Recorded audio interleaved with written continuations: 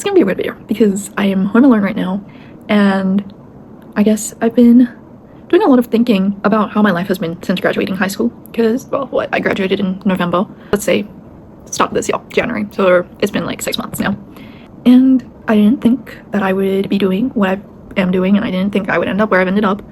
But I'm here to tell you that life does get better after high school, as weird as it sounds. Today I am gonna be just yapping on. I don't know if this video is even gonna find anyone, and it's probably gonna sound like a bit of trauma dumping. I have my laptop behind you with notes, because I actually do journal a lot on my notes app.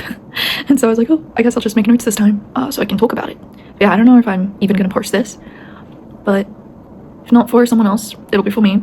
And I guess it's healthy to talk to yourself and to be like, hey, it's okay. And my sister isn't here, but I have like this page, and I was making this like fish yesterday with oil pastels, so I think I'm gonna keep doing that, or like do something else. I just want to say this video is obviously not for attention or for being petty or anything like that, because it is going to be a bit of like trauma dump, lessons learned. So without further ado, let's get into the video. The first thing that I want to talk about is here on my screen, and it's about, this whole topic is going to be like, first topic, about your sense of self and your direction in life. That being that the only way to be free is to ruin your reputation. When I was in high school, I was very anxious for many reasons and for a long time, and that caused me to be pretty shy, which if you know me, like if you really know me, I don't think I am that shy of a person. I'm a bit more outgoing, and I like to be funny and make jokes and be silly, whatever. And I think I only discovered that part of myself last year in the 12th grade. I think about midway through to the end of the year.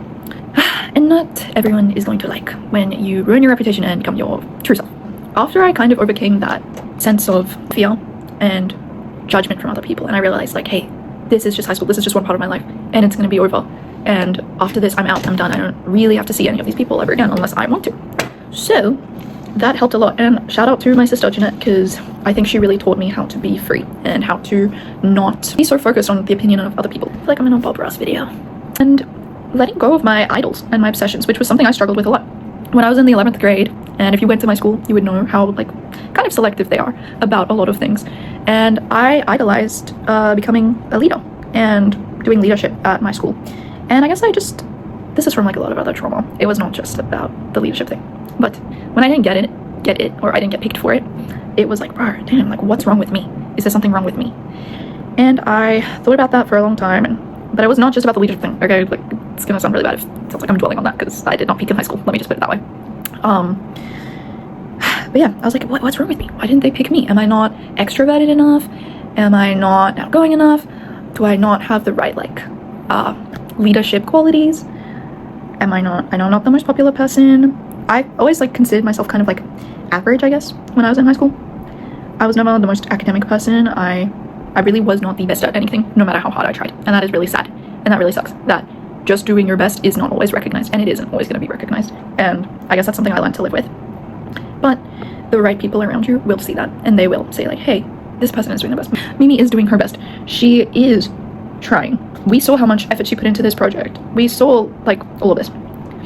Anyway, so this is something that like came on for like a long time, and it was like, okay, now it's time to let go. It's time to let go now, and it's time to move on. And hey, there's only like a little bit left of high school. Let's just enjoy it and be ourselves. So that is what I did, and it was going great. Except it's hard when you outgrow the people around you. And what I mean about that is that you can be yourself, and that's great. And ruin that reputation, like I said, like you're going to ruin the reputation, and that is going to cause you to be free. And I remember I was so much happy on like my cortisol was so low, bro, but it doesn't always like stick by and satisfy the people around you, in a sense that I know there were other people in my life who were still idolizing these things, which were my like close friends at the time, so much so that like it's kind of sad actually, but one of them confronted me about it, and she said, I remember the look in her eyes that day, and it's kind of like sad, honestly, because I thought of us as really good friends, and I didn't realize how, I don't know, obsessed she was with the whole thing. And like, this isn't about leadership, just like obsessed with how I was acting, because I finally like was being myself. So she walked up to me, put her hands on my shoulders, and she said, you don't need to be silly all the time. And that broke me, because it was like, but I'm not being silly, I'm not trying to overdo it or anything, I'm literally just being me. I said, I'm sorry, and I don't mean to make you upset or anything.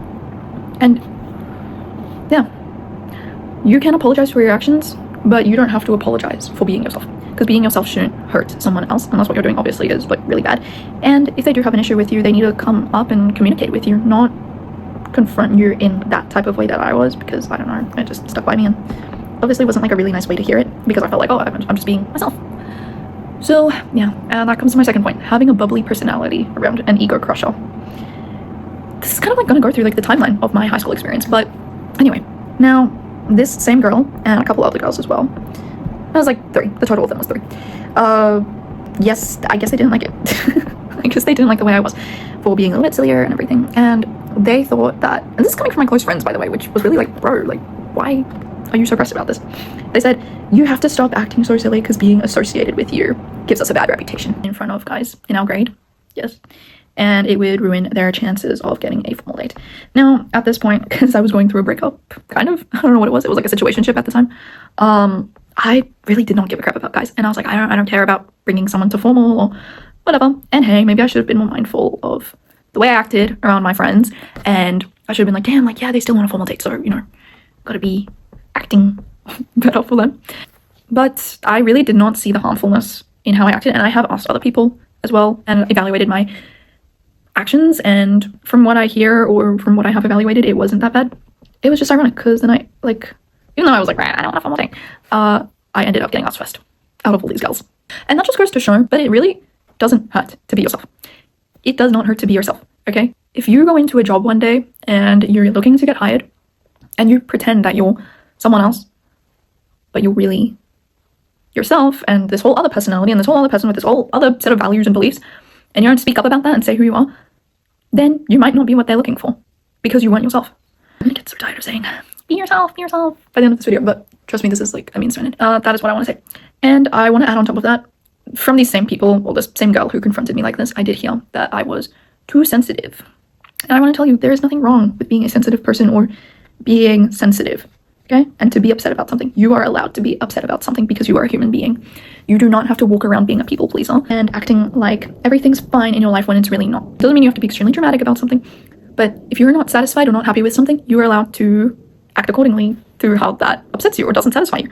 Because how will you ever live peacefully or sort out a problem that you have with someone or an issue that you have with something if you can't communicate that because you've walked around the whole time acting like, oh, it doesn't really bother me, oh, it's fine. I mean, can you imagine all the pressure that would build up? I mean, it would just be so terrible. I know that went in a lot of different directions, and that was a bit of a rant, but yeah. And never forget your values either. Stand firm in your values. And sometimes your values do change and your beliefs do change, and that's okay. But now, I want to talk about your friends and relationships. This was a long one because of the struggles, but yeah. Where to start even? I'm gonna lead off with this. I don't like the way you see me is a valid way to end a relationship. So, as I was saying, when our friendship came to an end, they were not very happy with me. And I don't want to get into the whole story because it's a long one. And that caused them to yell at me for a couple different things and decisions that I've made in my own life and my own mistakes, which was not anything towards them. It was with other relationships in my life. And obviously that did not feel very good to be criticized and judged by who you thought were your best friends. I did not like the way that they yelled at me for my past relationships and for my beliefs, for having different beliefs to them. And that is okay. You are allowed to be friends with someone and have different beliefs to them. And that should be how a friendship or a relationship can work. You're not going to agree on everything, and that's okay. And that's why you are friends, because you have differences. And hey, opposites attract. So that is why that friendship came to an end though, because obviously I could not stand that they basically thought everything I did and had an opinion on and believed in was wrong. And that's okay, because you have to be okay with letting things go as well. You have to be okay with letting friendships and relationships go, because remember, if you're watching this and you just graduated, or you are in grade 12 this year, or you're in your first year of uni, or whatever, it's okay to let go.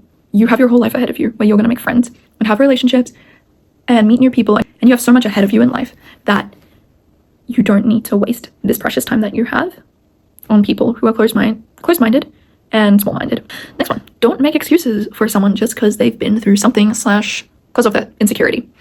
Let's be so real. We've all been through traumatic things in our life.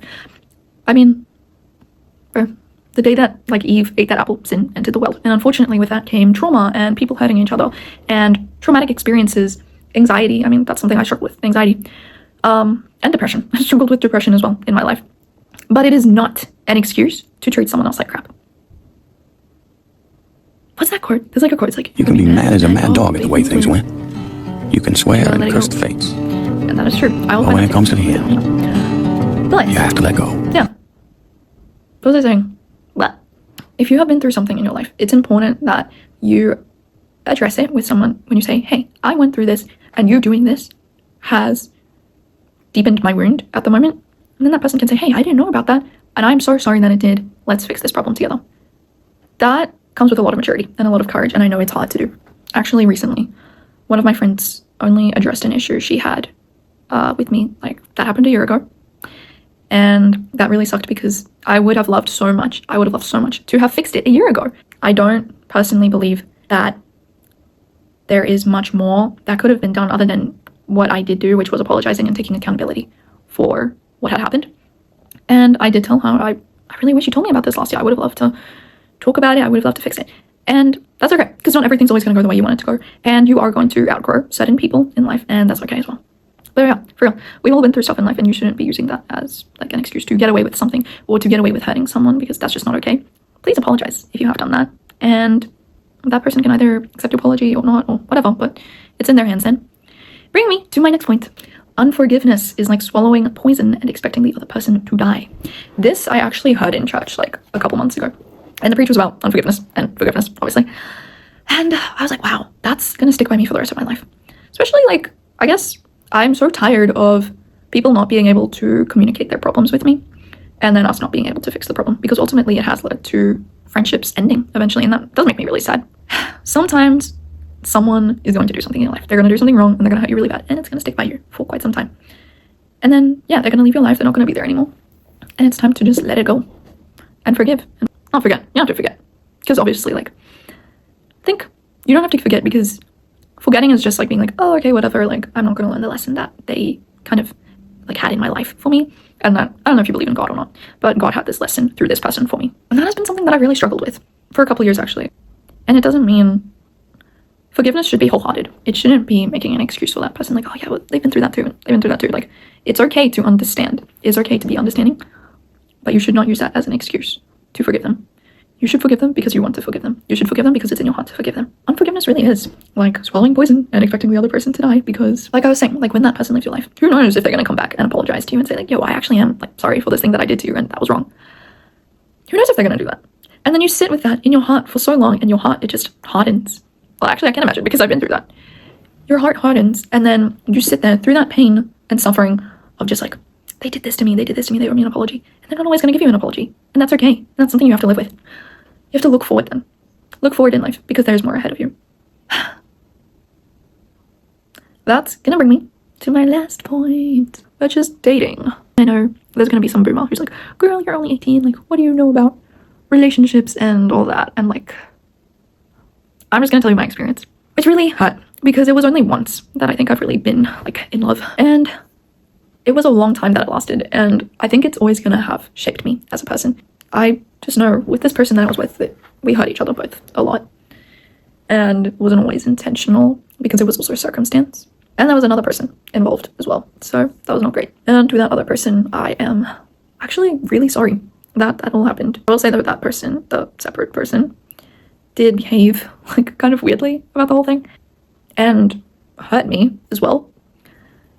But I understand. I mean, it was just all a mess. It was all a mess. But that doesn't really make sense. And I'm probably not gonna get into that whole story, because that was like really traumatic. But here's what I am gonna say. This person that I was in a relationship with, it was like a situationship for quite some time. I think like 2 years. And then finally this year I was like, you know what? Let's stop this BS. Let's actually date. So we did date. And when you are happy in your life, dating is going to become harder. And I say this because this is something I only realized after high school, which was when I was kind of freed from like the confinement of it all. And like, I didn't have to worry about like, oh my gosh, my assignment. Oh my gosh, my friends that are starting all this drama. This is not all my friends, just by the way. These are like the friends that I had to leave behind. And I actually had my life ahead of me. I was like, bro, I'm going to get into hiking this year. I'm going to get into my Bible this year. I started having like different hobbies as well. Like I really like coloring in, call me crazy. And yeah, it was just like, I had my own passions. I was like, I want to go traveling and pursue these things. And yeah, like I said, when you're actually happy with your life, dating is going to become harder, because it's going to be, instead of the constraints of high school, it's going to be the constraints of this other person and their interests and how like your lives align with each other. Like I said earlier, differences are okay and actually great. You don't need to be the exact same as someone to love them. And that is what's so amazing about us as humans, and that God made us that way. I will say that it does make things harder when you don't have the same passions and when you're not driving for the same things and striving for the same things. Or the other person might be pretending to strive for those things, but it's just not. That's okay as well. It's okay to let go. And it is hard. And you can't imagine how hard it was for me, because it's like 3 years. Well, this whole thing spanned across 3 years of my life. And that was really sucky, obviously. It was really hard to let go and to say, like, I don't think that we align with each other. I don't know if we're going in the same directions. And it breaks your heart. It really does, because it's like, damn, we just gave this a go. Like, we just started dating for real. And now, I think to him, it felt like I was just giving up really easily, which was not true. I really did pour my heart and soul out for 3 years. And sometimes you're not going to like who the other person has become as well.